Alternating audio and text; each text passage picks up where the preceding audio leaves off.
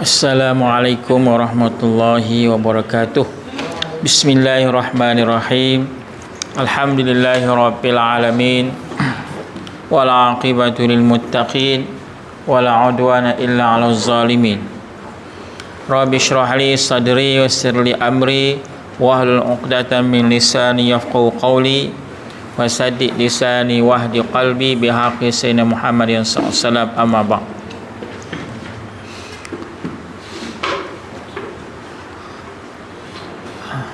Barang yang wajib atas mukallaf mengetahuinya.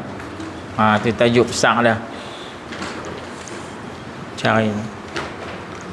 Barang yang wajib atas mukallaf mengetahuinya, maka wajib pada syarak. Jumpa.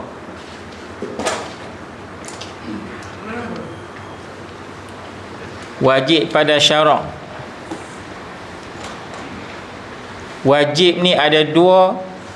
Ada kalanya wajib pada syar'i dan ada kalanya wajib pada akal. Ni dia nak masuk yang berkaitan dengan hukum akal.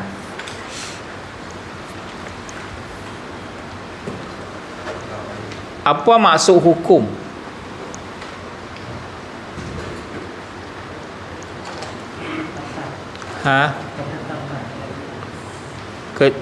Kata hukum maksudnya kita mensabitkan, menetapkan, mengisbatkan. Isbat tu maksud menetapkan sesuatu perkara kepada sesuatu perkara, ataupun menafikan. Menafikan maksud menidakkan sesuatu kepada sesuatu. Itu maksud hukum.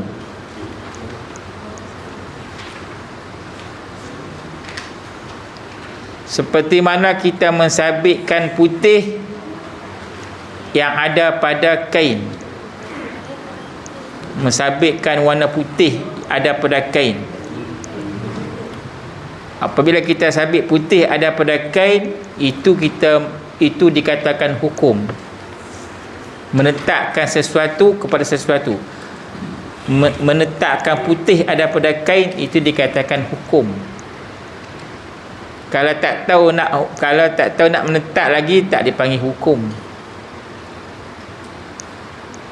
Itu maksud secara harfi lah, no? Itu maksud hukum. Hukum ni dia terbagi pada 3. Kalau kita belajar ilmu tauhid, dia hukum ni terbagi pada 3 bahagi, 3 bahagian.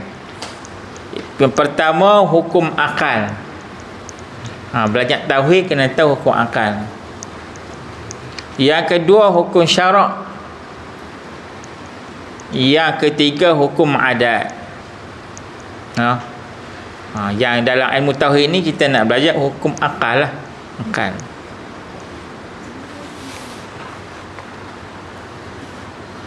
Jadi hukum akal ni, kita menetapkan sesuatu kepada sesuatu. Itu maksud hukum akal. Ataupun kita menafi sesuatu kepada sesuatu. Itu maksud hukum akal. Yang kedua, hukum syarak. Apa maksud hukum syarak? Iaitu perintah Allah. Perintah-perintah Allah yang berkait rapat, yang bergantung dengan sekalian perbuatan mukallaf. Itu hukum syarak.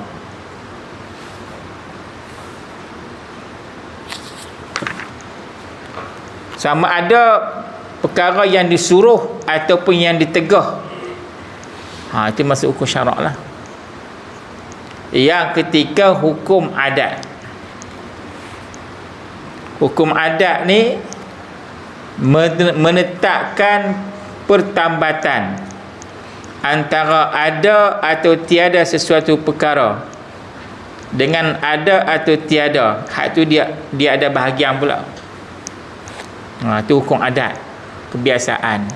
Adat kata kalau makan kenyang lah, adat kata. Itu hukum adat. Itu cara kasar lah, cara pembagian hukum.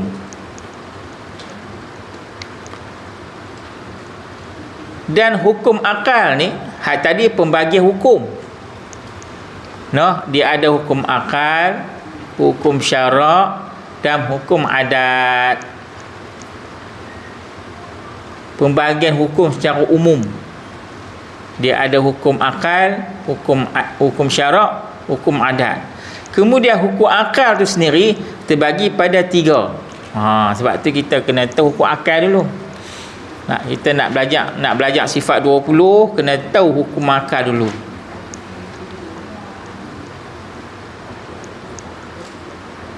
Hak tu tak ada dalam kitab, hak tu kena tulis sendiri. Cari tak jumpa. Hukum akal terbagi pada 3: wajib, mustahil dan harus.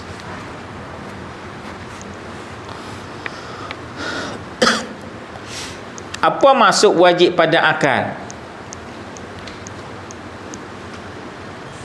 Barang yang tidak diterima pada akal akan tiadanya. Akal tak boleh terima kata tak ada. Wajib menerima ada. Seperti wajib ada Tuhan yang menjadikan alam ini. Itu dikatakan wajib pada akal. Wajib pada akal, akal kita tak boleh terima kata tak ada, maka wajib kena ada, iaitu seperti Allah menciptakan alam ini. Bila adanya alam, mesti ada yang mencipta. Mustahil adanya alam tanpa ada yang mencipta. Itu maksudnya. Itu wajib pada akal. Yang kedua, mustahil pada akal. Akal tak boleh terima akan tiadanya. Seperti mustahil tiada Tuhan yang menjadikan alam ni. Adanya alam tapi tak ada yang menciptakan alam, mustahil. Jadi mustahil pada akal tak boleh terima kata tak ada. Kena ada kuasa Allah yang menciptakan alam ni. Yang ketiga, harus pada akal. Akal boleh terima ada dan boleh terima tiada. Itu harus pada akal.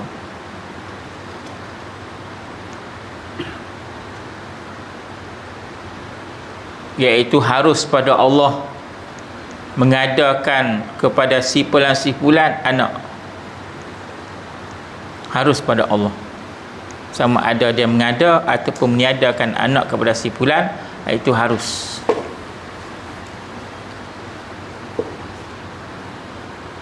Itu bahagian hukum akal. Kita tengok pula hukum syarak. Ini secara imbas lalulah, kan? Sambil-sambil kita belajar yang berkaitan dengan wajib. Maka bahagian hukum syarak dia ada 5 pula. Bahagian hukum syarak. Yang pertama, wajib. Apa maksud wajib, tuan-tuan?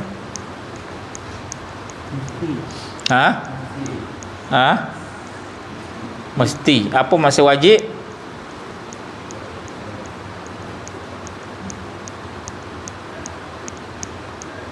Barang yang diberi pahala pada mengerjakannya.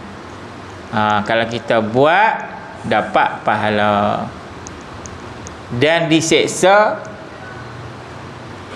pada meninggalkannya. Seperti sembahyang fardu. Sembahyang fardu tu wajib. Buat, dapat pahala. Tinggal, diseksa. Sunat. Yang kedua, hukum syarak sunat. Buat, dapat pahala. Tinggal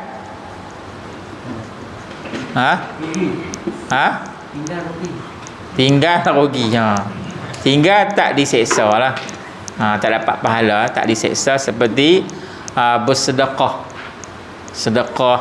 derma, sembahyang sunat, kan? Itu dia sunat. Yang ketiga,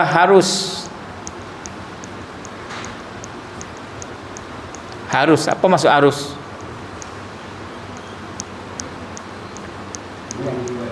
Ha? Harus.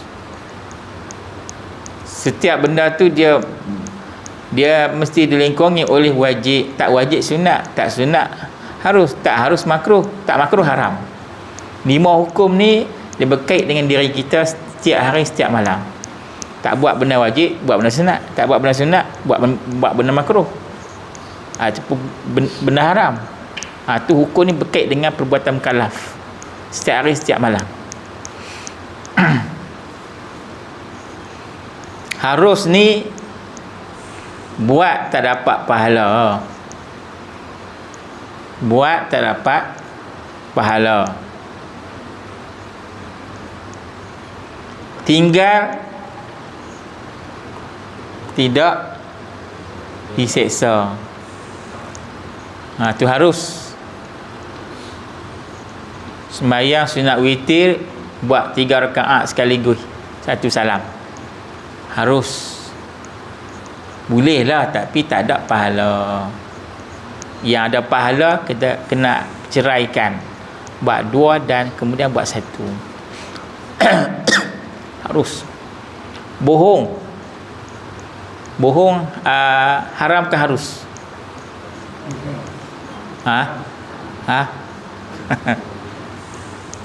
Bohong haram ke harus?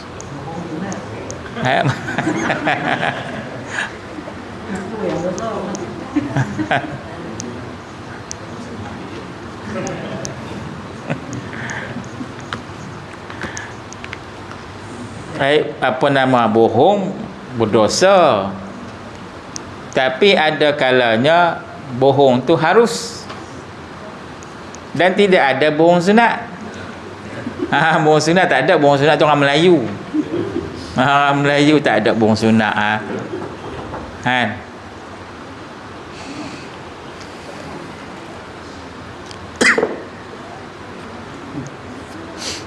Seperti mana Nabi Allah Ibrahim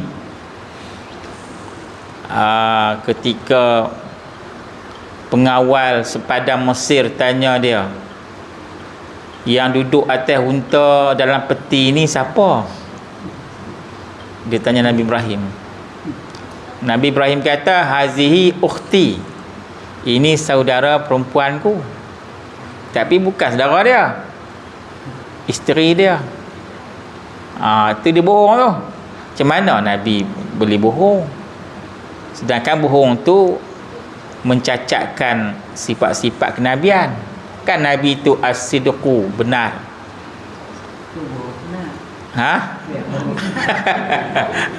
Mana tabligh fatana? Macam mana?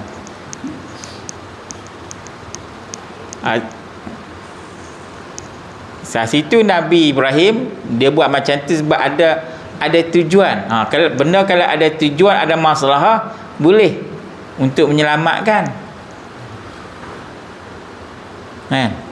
Kita tengok orang tu rumah tangga dia nak bercerai dah.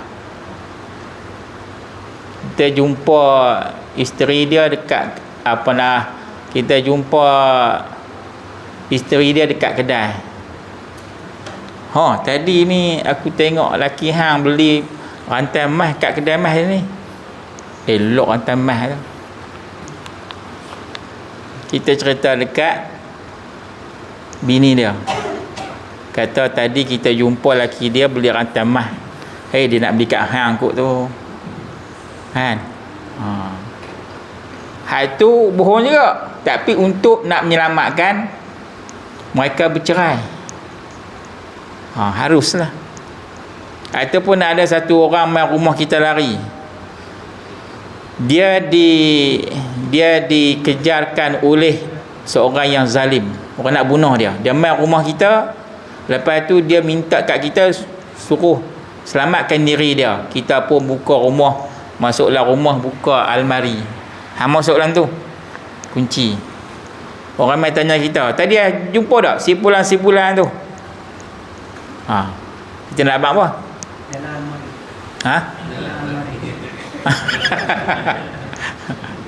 Kalau dalam almari kita bersubahat, kita tahu dia tu orang yang mencari tu dia tu zalim, dia nak bunuh. Kan, nak bunuh. Kalau kita bagi tahu, kita bersubahat dengan dia lah. Kita tahu orang yang minta pertolongan tu orang baik. Kecuali lah kalau dia yang minta tolong tu pencuri, penyangak ke apa ke, kan, kaki dadah ke, hak tu wajib habaq pula, tu wajib.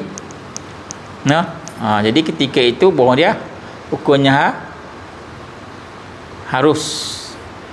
Harus ni maksudnya tidak diberi pahala, tinggal tidak disiksa. Macam Nabi Ibrahim tadi lah. Lepas tu pengawal sepadan Mesir tu dia tanya siapa, dia kata ini saudara perempuan aku, kak dia lah.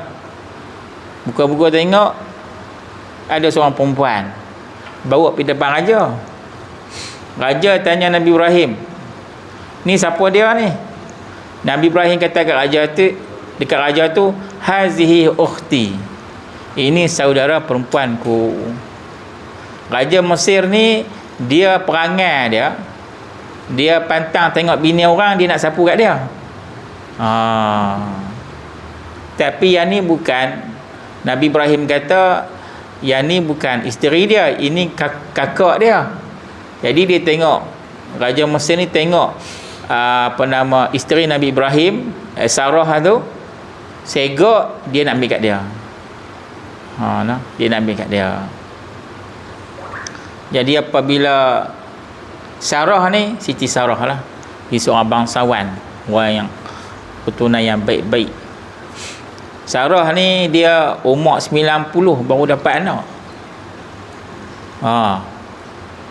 90 tahun umur dia. Kahwin dengan Nabi Ibrahim lama tak dapat anak. Umur 90 baru dapat anak. Tak mustahil lah kalau ada wanita hari ni 90 dapat anak, tak mustahil. Ada sejarah yang cerita dapat anak dengan kuasa Allah. Tu tak boleh fikir ngakal lah. Dan Siti Sarah ni dia sentiasa ada wuduk. Sentiasa ada wuduk. Raja tu nak pergi pegang Siti Sarah. Tiba-tiba tangan raja tu lumpuh. Dua tangan lumpuh. Lepas tu raja kata kepada Sarah, hai Sarah, doa pada Allah bagi sembuh balik. Sarah pun kesian, doa pada Allah, sembuh balik elok tangan dia. Kemudian kali yang kedua, raja tu nak pergi pegang pula, lumpuh tangan, lumpuh kaki. Dia tak insaf lagi. Duk gatal lagi. Lepas tu dia minta kepada Sarah, hai Sarah, doa kepada Allah bagi sembuh. Maka Sarah berdoa pada Allah, sembuh balik. Kali yang tiga, dia nak pergi pegang pula. Jadi Sarah. Kali yang tiga dia nak pergi pegang, habis lumpuh seluruh badan. Lepas tu baru dia taubat nasuhah lah. Baru dia taubat betul. Dia kata, hai Sarah, hai Sarah, ni aku bertaubat sungguh-sungguh lah, doa pada Allah supaya aku sembuh semula. Maka raja tu sembuh. Maka raja tu dia bernazar nak bagi separuh kerajaan Mesir kepada Siti Sarah. Sarah tak mau, tak nak harta benda dunia. Kemudian kata Sarah, kalau tak mau tak apalah, aku nak bagi kepada kamu seorang hamba perempuan, jariyatun jariyah. Hamba perempuan ni baik sungguh. Hamba perempuan Raja Mesir yang bernama Siti Hajar. Sarah pun bawa ambil Siti Hajar balik rumah. Lepas balik rumah, Siti Sarah dia pelawarkan Nabi Ibrahim. Hai Ibrahim, kamu mau tak kalau aku nak kahwinkan kamu dengan Siti Hajar? Nabi Ibrahim kata, mak tak suka lah. Tuan-tuan pun suka. Siapa tak angkat tangan tu suka tu.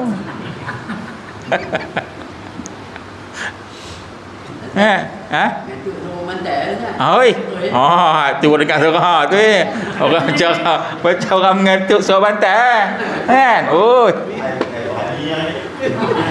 Ada berani ke? Nunduk kat belakang tu, Maya. Baik.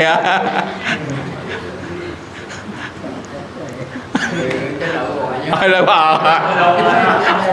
Tarik balik. Tahun takut. Hak tu dia panggil isteri yang baik lah. Isteri yang solehah ni Nabi kata iza nazarta ilaiha sarrathu. Ciri-ciri isteri yang solehah, isteri yang baik. Antaranya apa dia? Nabi kata iza nazarta ilaiha sarrathu. Apabila kamu pandang dia, kamu berasa seronok, berasa suka. Kita balik-balik rumah pandang dia, berasa suka, berasa gembira. Tu wanita solehah. Ni balik-balik kira nak kelai ya. No.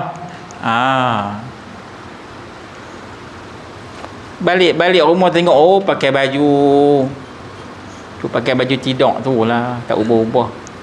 Macam mana suami nak gembira, kan? Jadi tu apa nama, ciri-ciri apa nama wanita yang solehah.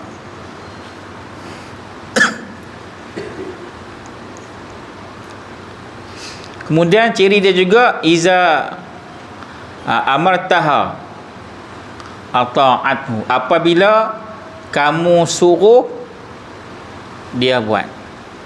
Kalau suami suruh, dia buat. Benda-benda yang tak bercanggah dengan syarak lah. Suruh mencuayak, dia pergi mencuayak. Oi, jangan balik rumah bang tu, tak balik Balik kerak sangat ni. Tak apa, tak balik. Tak. Dia tak masam muka, dia semai elok. Kan? Ni tak bagi balik, mula dia masam tu lah. No. Nak makan nasi. Pergi beli sendiri. Kan? Dia sabar banyak. Wa iza ghibta anha.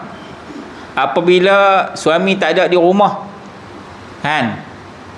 Hafizat malaka wa nafsaha. Dia jaga diri dia dan harta suami dia. Ada setengah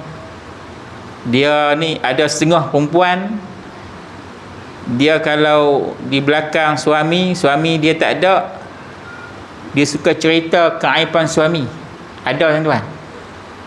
Saya cerita ni sebab ada, bukan sini, tempat lain lah. Kau belah sekolah lah, kan, cikgu lah. Dia jumpa, dia cerita suami dia ni apa nama, malah kerja lah, dia tak boleh cerita hal suami. Bukan aib suami, dosa besar, kan. Kecuali suami tu dia suruh derhaka pada Allah, tak bagi semayang, tak apalah cerita. Ni benda cerita yang tak berkaitan dengan derhaka pada Allah, duk cerita tak boleh, dosa.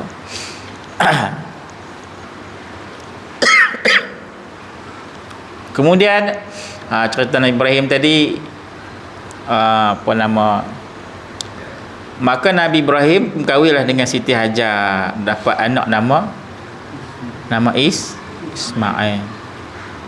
Lepas dapat nama anak Ismail, Siti Sarah ni tak boleh tengok, sebab dia hati dia rasa lain lah, kan. Dia rasa semua kot. Dia kata kat Ibrahim, bawalah Siti Hajar dengan Ismail pergi duduk jauh-jauh tu, pergi duduk rumah lain tu, kan.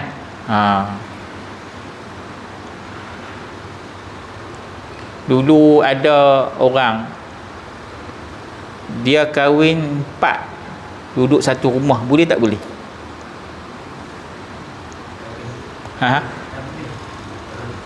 Harus pula. Itulah orang dia belajar dia nak hukum. Dia tahu hukum Boleh tak boleh? Satu kan orang dulu buat kan. Satu rumah. Tapi bilik lain lah. Tiga. Yang tiga di satu rumah.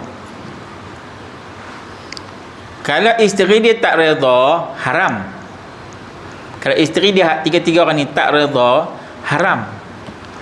Tapi kalau isteri dia 3 orang redha, suka, boleh. Tapi jarang jumpa lah kata redha tu depa dia sebut payung mah. Mana ada payung mah? Payung plastik ada lah. Dalam hadis, hadis tak ada payung mah cerita kan. Cuma depa nak bagi orang perempuan tu suka kat depa. Kalau hampa suka terima madu ni, hampa dapat payung mah kat syurga. Hak tu dia punya umpan. Dalam Quran hadis tak ada cerita payung mah.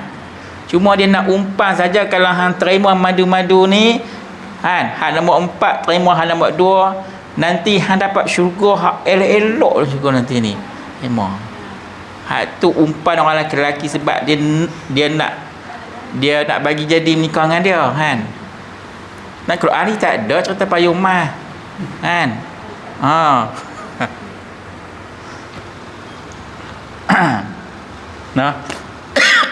Tapi kalau isteri dia redha semua, tak ada masalah, boleh haruslah Tapi kalau tak redha, dipaksa juga, haram. Haram.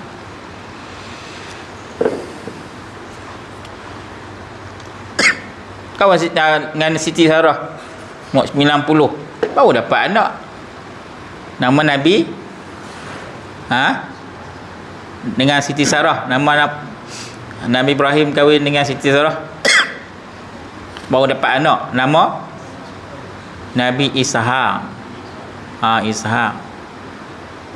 Ishaq pula kahwin dapat juga anak, nama Nabi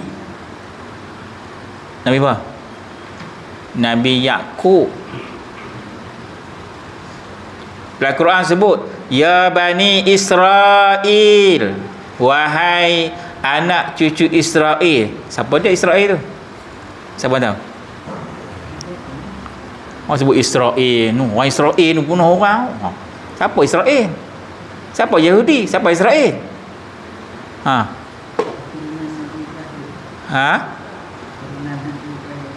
Nabi Ibrahim.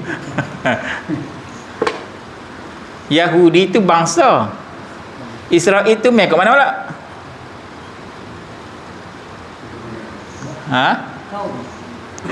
No.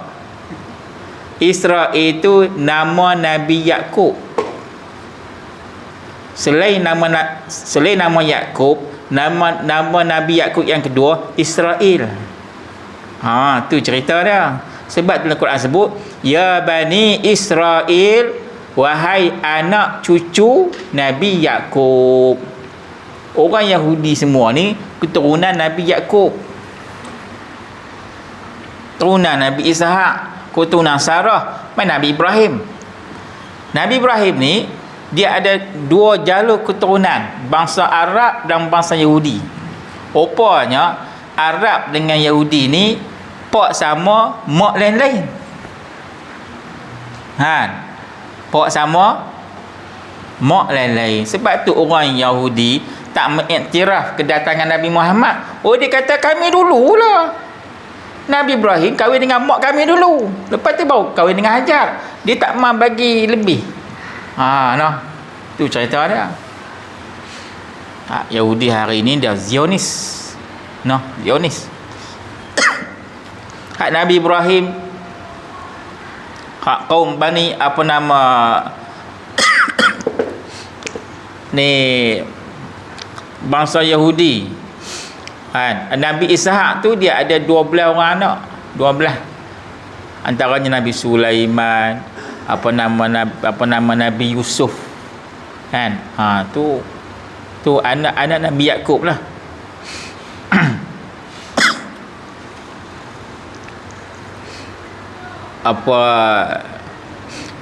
Nabi Musa ni dia hidup di zaman Firaun. Dia raja-raja yang memerintah negeri Mesir banyak, berpuluh-puluh. Semua raja tu dia panggil Firaun. Tak kira lah raja pertama, kedua, tiga sampai berpuluh-puluh.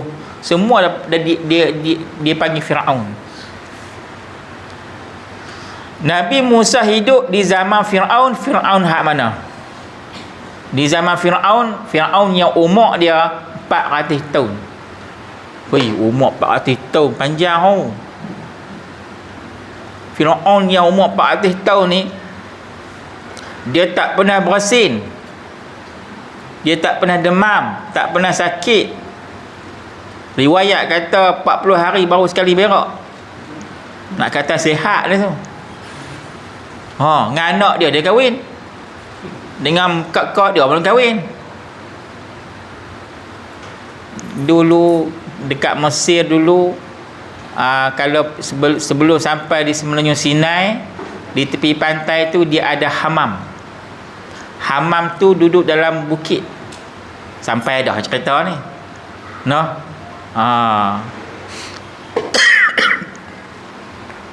Dalam hamam tu dia ada penjaga. Penjaga Firaun ni. Penjaga Firaun ni lelaki lah kan. Siapa yang duk jaga Firaun ni di kalangan lelaki, dia mesti dia punya farah, dia punya zakat dia kena kasih, kena kerak habis. Dahsyat zalim tu. Sebab apa? Kalau tak kasih, nanti dia nak nikah, siapa nak jaga Firaun kan? Dia kasih, manusia yang jaga dia tu dia kasih habis zakat sebab nak jaga Firaun. Dahsyat.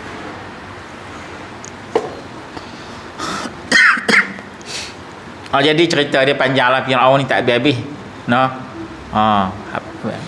Ada dalam satu kampung tu berlaku pembunuhan yang mana ada seorang tu kaya dan tidak ada anak, tidak ada adik-beradik. Dan dia ada seorang sepupu ni miskin sungguh. Dia tengok sepupu dia yang kaya ni lama nak mati, ingat nyawa liat, tak mati-mati lagi. Satu hari dia bunuh sepupu hak miskin ni, dia bunuh sepupu hak kaya. Lepas dia bunuh, dia pitok kampung sebelah. Lepas dia pitok kampung sebelah, dia pergi mengadu kat Nabi Musa kan, kat Bani Israel. Dia kata ada orang kampung sebelah tu bunuh sepupu dia, padahal dia yang bunuh. Cerdik dia tuduh kata orang bunuh, tapi dia yang bunuh kan. Dia tuduh orang mencuri, dia mencuri kan. Kisah macam tu. Lepas tu orang Bani Israel mai tanya kat Nabi Musa, hai Musa, tolong bagi tahu dekat kami siapa yang pembunuh lelaki yang kaya ni, tolong bagi tahu. Maka Allah Ta'ala wahyu kat Nabi Musa, innallaha ya'murukum an tazbahu baqarah. Sesungguhnya Allah Ta'ala suruh kamu sembelih lembu betina. Orang Syiah kata Allah Ta'ala suruh sembelih Aisyah. Tu orang Syiah lah, jangan percaya lah. Mereka yang kata Allah Ta'ala suruh sembelih Aisyah sebab mereka tak pakai sahabat. Semua sahabat murtad belaka, hanya 3 orang saja yang tak murtad. Lepas tu Nabi Musa kata kat Bani Israel, Allah Ta'ala suruh kamu sembelih lembu betina. Depa kata atattakhizuna huzwa. Kamu buat main-main lah. Kami tanya siapa pembunuh, tiba-tiba kamu suruh kami sembelih lembu betina. Ni main-main ni. Kata Nabi Musa, a'udzubillahi an akuna minal jahili. Minta berlindung daripada masuk di kalangan orang-orang yang jahil. Depa carilah lembu. Nasib baik depa kait di akhir ayat, insyaallahu minal muhtadin. Insya-Allah kami dapat. Dapat semula, tapi nak dapat payah, lambat. Kalau tak tanya, Allah Ta'ala suruh kamu sembelih lembu betina. Kalau depa tak tanya sifat-sifat lembu, cari pilah lembu macam mana pun. Lembu sakit ke, tak ada ekor ke, cacat ke, lembu nak mati ke, hampir nak mati ke, tangkap sembelih umum. Tapi dah tanya, jadi menyusahkan diri. Nasib baik dekat di akhir ayat, insya-Allah kami dapat semualah. Dan dalam kampung tu ada seorang Bani Israel yang soleh. Dia ada anak kecil dan dia belah seekor lembu dalam belukang. Dan Bani Israel yang soleh ni dia nazar, kalau anak aku besar nanti, aku nak bagi lembu ni dekat dia. Anak dia pun besar. Lepas besar, ayah dia pun mati, meninggal dunia. Mak dia ni kata kat anak, hai anakku, dulu pak hang tinggal lembu seekor dalam lukak tu, cuba hang pergi tengok ada tak ada. Kalau ada, ambil balik. Dia pun pergi tengok ada lembu, elok. Lembu tu lah dia bawa balik rumah. Mak nak buat apa ni? Mak dia kata kat anak dia, hang pergi jual kat pasar. Nak jual berapa? 3 dinar. Dia pun tarik dia punya lembu, nak pergi jual kat pasar. Sampai di tengah jalan, jumpa dengan malaikat. Malaikat menyamar sebagai lelaki. Dia tanya kat anak tu, hang nak pergi mana ni, nak jual apa? Dia kata, aku nak jual lembu. Berapa nak jual? 3 dinar. Malaikat tu kata, boleh tak aku nak beli 6 dinar? Oh, tak boleh, dia kata. Mau aku suruh jual 3 saja. Kalau hang nak beli 6 dinar, esok hang mai lain. Aku balik tanya dulu. Nah, kalau kita tak apa, jual bila nanti kita balik abang lah. Ni nak cerita anak soleh ni. Kan? Dia pun balik. Mak, ada orang nak beli lembu kita 6 dinar. Nak jual ke? Jual 6 dinar. Esok hari dia pergi pula. Dia pergi jumpalah dengan lelaki tersebut, malaikat. Anak dia kata, mak aku bagi dah jual 6 dinar. Malaikat tu kata, boleh tak aku nak beli 12 dinar pula dah. 12 dinar pula kan. Tarik balik pula. Letih balik. Kan? Kali yang 3 balik di rumah. Mak, ada orang nak beli lembu ni 12 dinar, nak jual ke? Jual pilah 12 dinar, lagi banyak. Dia pun tarik lembu pergi jual. Jumpa dengan malaikat tu. Boleh tak boleh? Malaikat tanya. Boleh, 12 dinar. Malaikat tu kata, hang jangan jual lagi. Pula dah, jangan jual lagi pula dah. Tak payah jual. Habis tu aku nak buat apa ni? Kata malaikat, lembu ni kamu jangan jual, balik simpan. Satu hari nanti Nabi Musa, orang Bani Israel, akan beli lembu ni. Kemudian malaikat tu kata kepada anak tu, kamu nak jual lembu ni dengan harga seberat emas timbangan lembu. Sama berat lah. Kalau lembu tu 90 kilo, emas 90 kilo. Woi, kaya tu, sampai nak cucu. Tu kata orang yang sabar kan. Sabar, anak soleh dapat. Ya, ringkas cerita, Bani Israel pun belilah lembu kat anak yang soleh tu. Dah beli lembu balik, bagikan Nabi Musa. Nabi Musa sembelih semua siap. Wa qul nadribuhu bi ba'dihha. Allah Ta'ala perintah Nabi Musa, ambil sebahagian anggota lembu yang telah disembelih, kemudian pukulkan jasad yang telah mati lama. Yang telah mati tu, pukul saja, jasad tu bangun bercakap. Dia kata hak bunuh aku ni sepupu aku lah semua.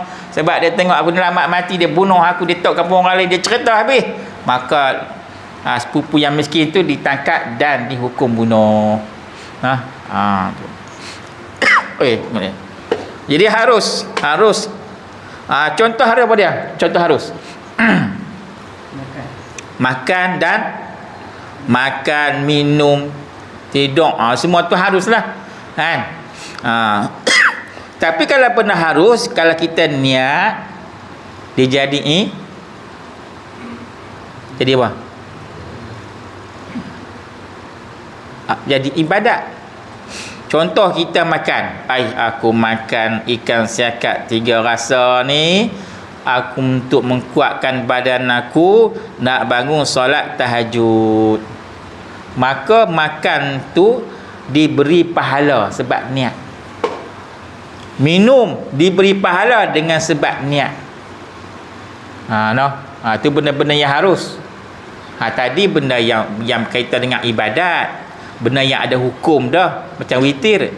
Hak ni makan dan minum, tidur, itu dikata harus kalau kita niat untuk nak bangun di tengah malam. Jadi niat tu dapat pahala.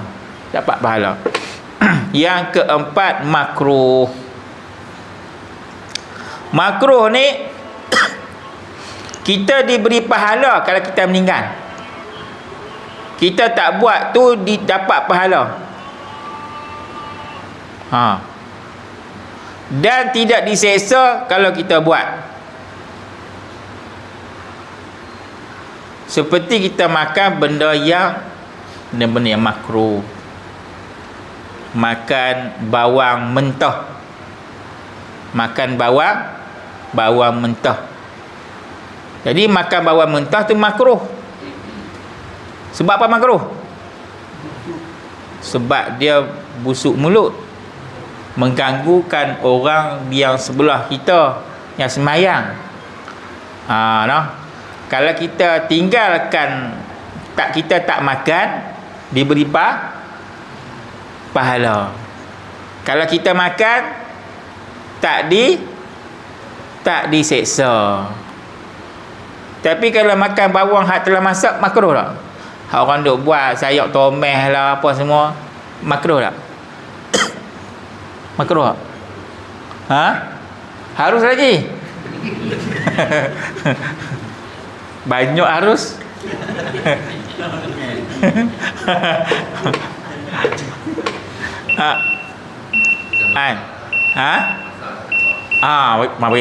Okey.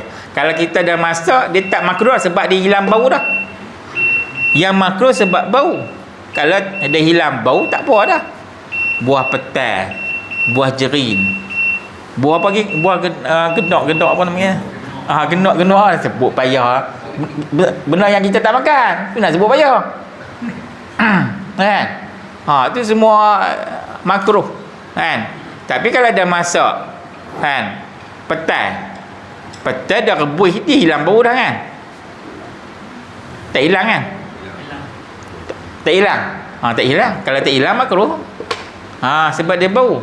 Tapi kalau bawah dia hilang, kan? Dia hilang.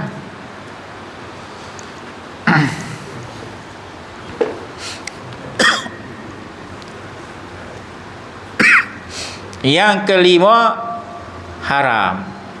Secara ringkaslah, haram kita tinggal diberi pahala. Kalau buat diseksa. Itu maksud haram.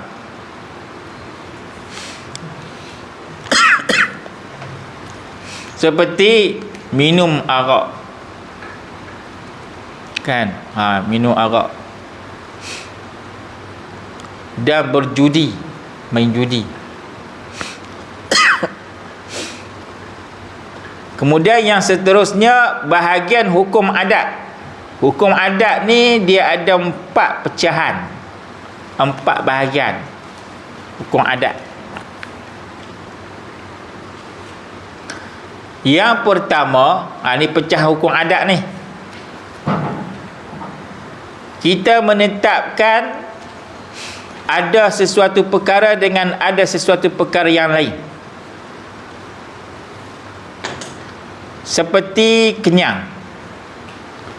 Kenyang tu dia berkait dengan benda lain, iaitu makan. Maksudnya ada makan, ada kenyang. Tu maksudnya yang pertama, pertambatan sesuatu perkara dengan sesuatu perkara yang lain. Ada kenyang sebab adanya makan. Tak ada makan, ada kata tak kenyang. Tu. Yang kedua, menetapkan tiada sesuatu perkara dengan tiada satu perkara yang lain. Seperti mana menetapkan tiada kenyang sebab tiada makan. Biasanya tak kenyang sebab tak makan. Kalau makan mesti kenyang. Yang ketiga, menetapkan ada sesuatu perkara dengan tiada sesuatu perkara yang lain. Seperti menetapkan ada lapar. Ada lapar maksudnya laparlah. Ada lapar dengan tiada kenyang. Yang keempat, menetapkan pertambatan tiada sesuatu perkara dengan ada sesuatu perkara yang lain. Seperti tiada lapar dengan ada makan. Hal ni dia panggil hukum adat. Dalam kaedah fiqh ada satu kaedah, al-adatu muhakkamatun. Adat tu menjadi sumber hukum. Maksudnya benda yang selalu buat boleh menjadi sumber hukum. Adat yang tidak bercanggah dengan Quran, hadis, ijma' ulama dan qiyas, itu dia panggil adat, menjadi sumber hukum.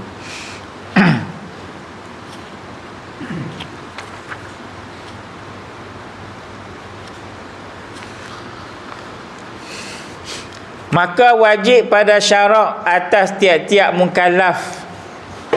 Mukallaf mukallaf apa dia? Daripada kallafa yukallifu. Mukallafun, orang yang dibebani hukum syarak, orang yang menanggung hukum syarak. Hukum syarak yang 5 itulah: wajib, sunat, makruh, harus, haram. Mengetahui segala yang wajib pada hak Allah. Hak yang wajib pada Allah, iaitu sifat yang wajib pada Allah 20. Dan barang yang mustahil, yang tidak ada pada Allah pun 20. Dan barang yang harus baginya bagi Allah ada satu. Yakni wajib mengenal Allah dan Rasul itu dengan sebab syarak. Dalam syarah ni dia kata wajib kita kenal Allah dan Rasul dengan sebab syarak yang suruh kita kenal Allah dan Rasul. Tetapi syaratnya mesti ada akal. Dengan sebab ada akal, maka dia wajib mengenal Allah dan Rasul berdasarkan hukum syarak. Kalau orang yang tak ada akal, wajib dia kenal Allah dan Rasul? Tak wajib.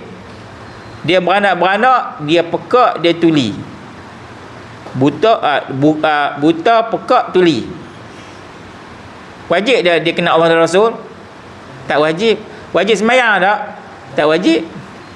Sebab dia pekak, dia tuli, dia buta. Tak wajib. Itu dia panggil ahli fitrah, orang yang selamat.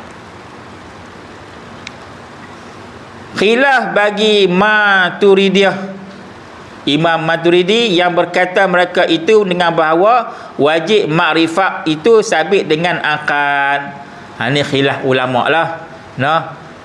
Pendapat pertama kata wajib kena Allah dan Rasul sabit dengan hukum syarak. Tapi syarat dia kena ada akal. Kalau akal tak ada, orang gila, tak wajib lah. Dengan sebab ada akal waras, wajib dia mengenal Allah dan Rasul. Khilaf bagi Maturidiyah, dia kata wajib kenal Allah dengan akal.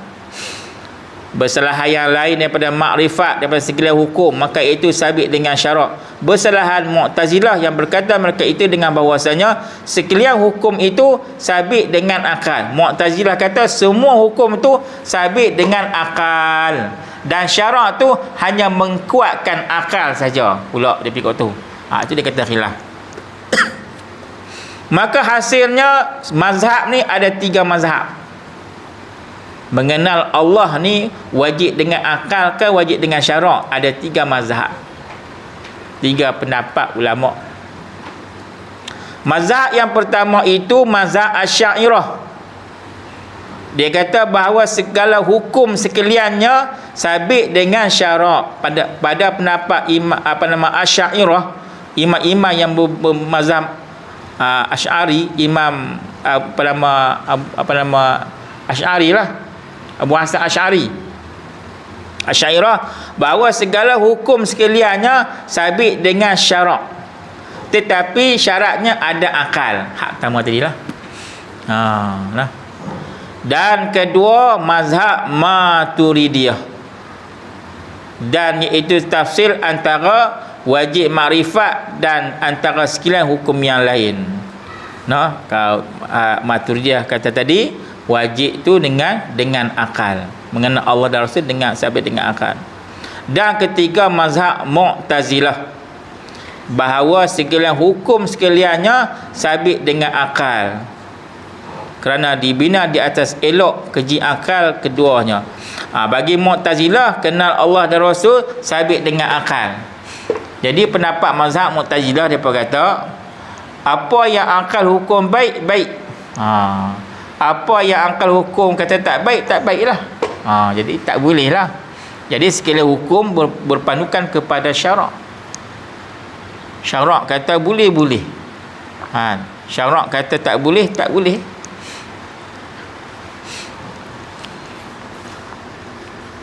Demikian lagi, dan demikian wajib atas mengetahuikan barang yang wajib pada hak segala Rasul alaihimus salatu wassalam. Wajib bagi Rasul 4, dan barang yang mustahil atas mereka itu mengikuti Rasul 4, dan barang yang harus bagi Rasul iaitu 1, iaitu bersifatnya Rasul dengan sifat-sifat kemanusiaan. Dulu dia pun cerita Nabi Ayub ulat makan habis, tinggal hati duk sebut Allah. Itu boleh mencederakan tubuh badan Nabi Ayub. Jadi cerita tu dia panggil Israiliyat, cerita yang ditokok tambah. Dia tak sampai peringkat tu. Kata dalam kitab-kitab, Nabi Ayub ni hanya sakit kulit biasa saja.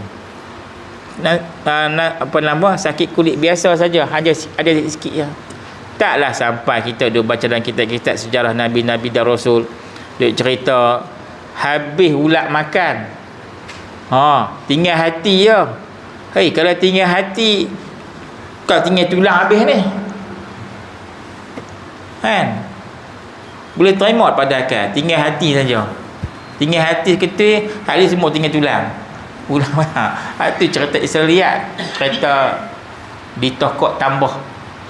Seperti mana dia pendeta-pendeta Yahudi yang masuk Islam,